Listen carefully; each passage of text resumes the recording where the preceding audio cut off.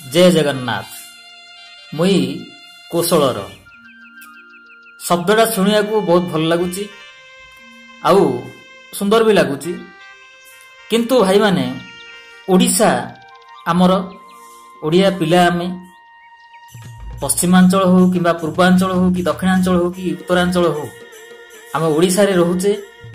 आउ जो माने भी जो फालतू ऊपर जो टॉपिक चली एबे जे कौशल राज्य गठन करा जिवो बोली सेमाननको पदटे मु कहूची, कहीं आम मतामत रे कौशल इतिहास कहूची कौशल कोठी अछि। जो माने से जगह रे रहउथिले से माने आसिकी अण ओडिया जगह आसिकी से एरिया रे भर्ती हेक अछ।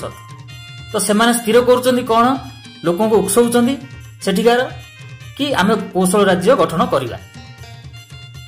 तो ओडिशा को भांगिबा बहुत कष्ट, जेहेतु बहुत भांगी भांगी गलानी हेरी। किंतु गोटे कथा मु सेमानन कहूची, जो माने अण ओडिया माननकु जो माने आसिकी बहुत दिन आसिकी अछंती भाग डिवाइड करिया पे स्थिर कर रखिचंती, सेमाननकर प्रयासटा केबे हेले ही परिबो नाही। प्रथम कथा मु किछि मो भाई मान सहित कथा ହେଇची, सेमाने कहले कि विकास आमर एठी नाही तो सेति में हम राज्य गठन करा जाबो।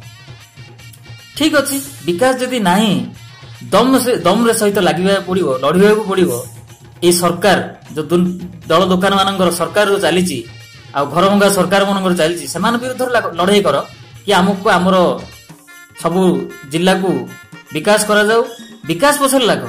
किंतु राज्य गठन द्वारा केबे हेले कोनोसी समस्यार समाधान हो पारिबा नहीं। यह हूँ प्रथम कथा। आउ गोटे कथा, विश्व प्रसिद्ध आमर संबलपुर गीत से कि जहा कि समस्त जानी आउ जेती भी पश्चिमांचल आमर राज्य रे अछि, जेती भी जिला अछि, विकास जदि चाहूचंदी तो विकास को किमिति आनी परिबे एकजुट होई कि विकास में चिंता करंतु। सही जिल्ला रे आमर बहुत प्रकार खणी अच्छी सबू अच्छी मु जानी आम मैंने सब जानीचे, किंतु बाहर लोक आसिक शासन कर बाहर लोक कथा शुणिकी राज्य गठन कर लगी। ठीक एपरी करवाटा ठीक नुह। आउ एटा ओडिशावासी सपोर्ट केही भी करेनि, आउ सेही जिल्लार वासी मध्ये सपोर्ट करू नाहंती। किछि अछंती सपोर्ट करूचंती, किंतु ठीक से नुह, आंतरिकता सहित नुह। जय जगन्नाथ।